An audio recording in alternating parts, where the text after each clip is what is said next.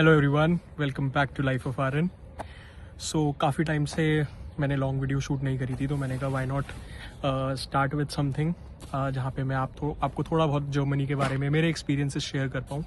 और फर्स्टली जो मुझे थोड़े क्वेश्चंस आ रहे थे कि आपका क्या जॉब स्टेटस है जर्मनी में, और जॉब क्राइटेरिया है क्या वहाँ पर, और क्या जॉब स्टेटसेस अभी चल रहे हैं इन 2026 और 2025 में, क्या चीज़ें रही हैं जो आपने नोटिस करी हैं। सो मेजरली फर्स्टली मैं स्टार्ट करता हूँ पहले कि मेरा जॉब स्टेटस क्या है। तो मैं स्टार्ट करूँगा, जब मैं आया था तो पहले 6 महीने तो मेरे पास कोई भी जॉब नहीं थी, और पहले 6 महीने मेरे लिए बहुत स्ट्रगलिंग रहे क्योंकि मैं जॉब देख रहा था, जॉब मिल नहीं रही थी, और बहुत सारी चीज़ें मैंने अपने पहले व्लॉग्स में भी वो शेयर किया था कि जॉब नहीं मिल रही है और मैं रोज़ जाया करता था। बट सेकेंडली 6 महीने बाद मैंने मतलब एक वेयर हाउस में काम किया, फिर मैंने एक डिलीवरी उसमें काम किया, और फिर मैंने हाउसकीपिंग जॉब्स भी करी। बट स्टिल अभी भी मैं दोबारा जॉब देख रहा हूँ क्योंकि यहाँ पे कॉन्ट्रैक्ट बेसिस होते हैं, और वो कॉन्ट्रैक्ट जैसे ही ख़त्म होता है और कॉन्ट्रैक्ट एक्सटेंशन नहीं मिल पाता है उतनी जल्दी। आप फॉर्चुनेट होते हो कि आपको कॉन्ट्रैक्ट एक्सटेंशन मिल जाता है, कॉन्ट्रैक्ट बढ़ जाता है तो और अच्छा रहता है। सो मेनली अब मैं आपको ये बताता हूँ कि जॉब स्टेटस क्या है इस समय जर्मनी में, और स्पेसिफिकली बर्लिन में। पहली बात, अगर मैं कहूँ अभी मार्केट बहुत ज़्यादा क्लटर्ड हो गई है क्योंकि बर्लिन में इसलिए ज़्यादा जॉब का ज़्यादा क्राइसिस हैं, वो इस वजह से हैं क्योंकि इस समय यहाँ पे प्राइवेट यूनिवर्सिटी सबसे ज़्यादा हैं बर्लिन में। आप देखोगे, आप जो भी प्राइवेट यूनिवर्सिटीज़ में आप जो इमिग्रेंट्स आ रहे होंगे, जो अप्लाई कर रहे होंगे, उन्हें पता होगा कि वो प्राइवेट यूनिवर्सिटीज़ यहाँ पे कौन सी हैं।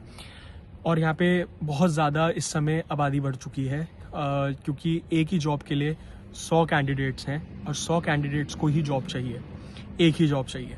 ठीक है, तो आप उन 100 में से आप कैसे अलग खड़े होंगे, वो सिर्फ एक चीज़ है जो कि एक बहुत मेजर की पॉइंट है, वो है लैंग्वेज, जो है जर्मन। सो हम में से अब आप लोग जैसे आप सोचोगे यार बहुत ज़्यादा जॉब क्राइसिस है। जॉब क्राइसिस उन्हीं के लिए हैं जो प्रिपेयर्ड नहीं रहते, और उनमें मैं भी था। मेरे साथ वाले भी बहुत लोग हैं कि हम लोग सोचते हैं कि हमने A2 तक सीख ली है जर्मनी, हमने जर्मन थोड़ा बहुत प्रिपेयर कर लिया है तो हम आसानी से स्टार्ट कर सकते हैं, हम जा सकते हैं उस कंट्री में। बट ऐसा नहीं होता है। मेरा जो एक्सपीरियंस रहा है कि अगर आप जितना सीख सकते हो इंडिया से ही आप सीख लो, और वहीं पे आप जितनी प्रैक्टिस कर सकते हो, कि आपको आके यहाँ पे इतना टाइम नहीं मिलता है। पहले तो यहाँ पे डॉक्यूमेंटेशन इज़ फॉर लाइफ, मतलब इतनी लंबी डॉक्यूमेंटेशन होती है कि आपको दिन गुजर जाते हैं, महीने भी गुजर जाते हैं डॉक्यूमेंटेशन में, तो आपको टाइम नहीं मिलता है। फिर आप कॉलेज जा रहे हो, आप काम ढूंढ रहे हो, और आप फिर उसमें सोच रहे हो कि आप जर्मन मैनेज कर लोगे। लोग करते भी हैं, बट ऐसा नहीं है। मैं ये कहूँगा कि आप पहले ही उस चीज़ को प्रिपेयर करके आओ, तो आपके लिए वो एक बहुत बड़ा एडवांटेज होगा, क्योंकि यहाँ पे आके लोग स्टार्ट करने का कोई फ़ायदा नहीं है उस समय, राइट। सेकेंडली, यहाँ पे बहुत ज़्यादा जो इस समय बर्लिन में मुश्किल है वो ये है कि यहाँ पर जॉब्स मिलनी मेनली रेस्टोरेंट्स में, और जो मेनली जो यहाँ पे स्टोर्स होते हैं वो तो जर्मनी मांगते हैं। मैंने बहुत सारे रेस्टोरेंट्स में ट्रायल दिए हैं, और कहीं ना कहीं रेस्टोरेंट्स में अगर आप इंडियन रेस्टोरेंट्स देख रहे हो, पाकिस्तानी रेस्टोरेंट्स देख रहे हो, तो वहाँ पर एक चीज़ बहुत कॉमन होती है कि वो आपको बहुत कम पे रेट पे मतलब ऑफ़र करते हैं कि आप कम पे रेट पे, और वो पे रेट के हिसाब से जो काम है वो बहुत ज़्यादा है। क्योंकि मैंने भी 1-2 जगह ट्रायल किया है, और जो फिर मुझे प्राइस उन्होंने बताया है कि हम घंटे का यहाँ पे 13 यूरोस तक भी जाता है। बट अगर मैं मान सकता हूँ कि 10 यूरो भी कोई दे रहा हो 1 घंटे का, तो मैं सोच सकता हूँ। बट 6 यूरो 7 यूरो जस्टिस नहीं है, और वही आपको यहाँ पे देखने को मिलेगा, राइट। सो मैं आपको ये नहीं कहूँगा कि यहाँ पे बिल्कुल ही मार्केट ठप है, नहीं, ऐसा नहीं है। लोग सर्वाइव कर रहे हैं, इंडियंस आके रह रहे हैं, इंडियंस कमा रहे हैं, इंडियन स्टूडेंट्स मतलब महीने का 2-2 हज़ार यूरो भी कमा रहे हैं, 3-3 हज़ार यूरो भी कमा रहे हैं। तो यहाँ पे 2 सेट ऑफ ऑडियंस है, 2 सेट ऑफ एक तरीके से ग्रुप ऑफ लोग हैं। एक है जिन्हें जॉब नहीं मिल रही है, दूसरे भी वही हैं जिन्हें जॉब नहीं मिल रही है।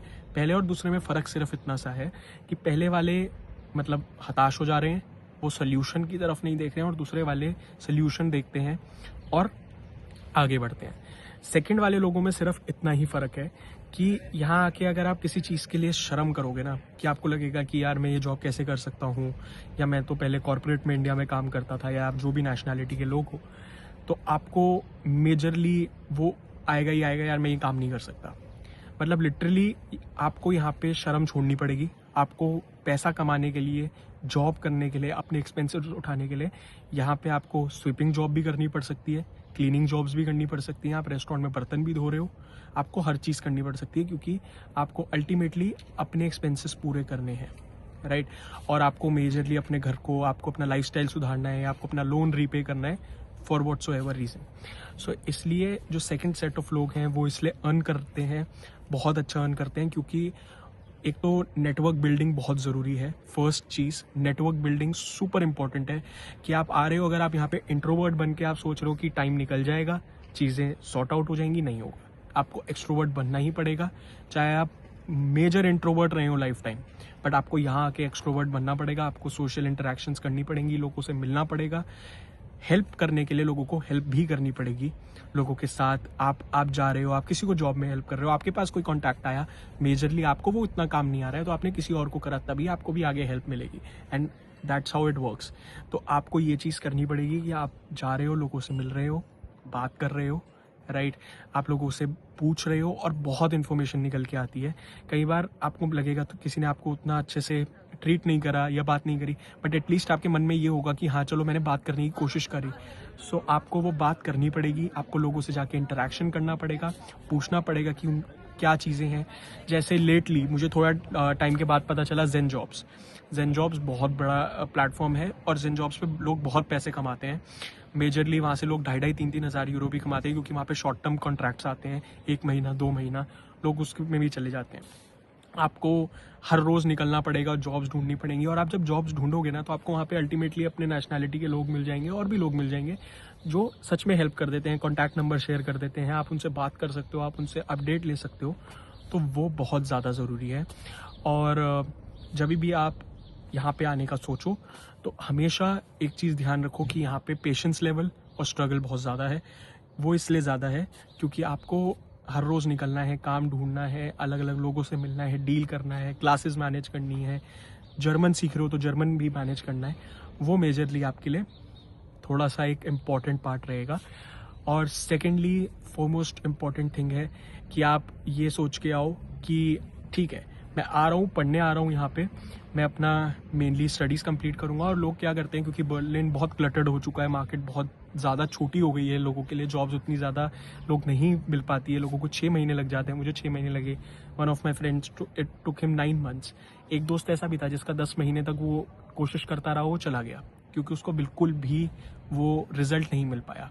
तो उसके पास जाने का ऑप्शन बचा क्योंकि उसको कोई फंड करने वाला आगे उतना उसकी फैमिली नहीं अफोर्ड कर पा रही थी, ठीक है।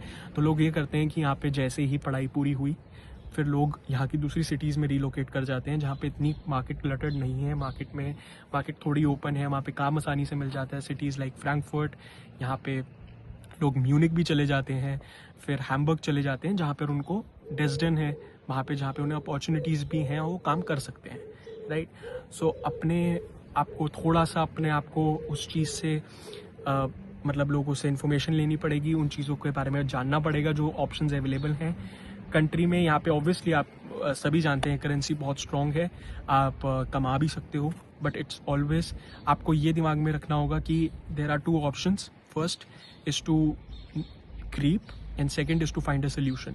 सोल्यूशंस आपको बहुत मिल जाएंगे, इट्स जस्ट कि आप जो भी चीज़ में इस समय इन्वेस्ट कर रहे हो वो चीज़ राइट हो, राइट।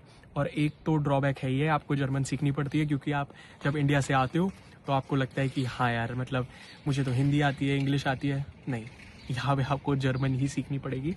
कभी कभी कुछ जगह आपको इंग्लिश काम हो मिल जाती है, और लक फैक्टर तो यहाँ पे बहुत तगड़ा चलता है क्योंकि कई बार आप गए हो उससे 10 मिनट पहले किसी ने जॉब ले ली है वो, और आपको पता चलता है। मेरे साथ बहुत हुआ है, रेस्टोरेंट्स में भी बहुत बार हुआ है कि मैं गया हूँ तो उन्होंने कहा कि अभी कोई आया था आपसे पहले, आप 15-20 मिनट पहले आते तो हम आपका भी ट्रायल करवा देते।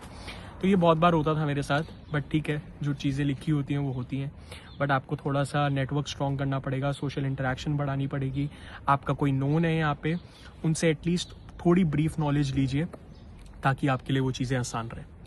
सो इस वीडियो में इतना ही। मैं आपको जितना बता पाया हूँ कि जॉब का क्या स्टेटस है, क्या चीज़ें होंगी, मैं आगे भी बहुत सारी की पॉइंट्स के साथ वीडियोस में आगे बढ़ूंगा और मैं बताता रहूँगा। आप लोग कमेंट्स में ज़रूर बताइए आप किस चीज़ के बारे में पहले वीडियो चाहते हैं, आप चाहते हैं मैं उस चीज़ के बारे में वीडियो बनाऊँ।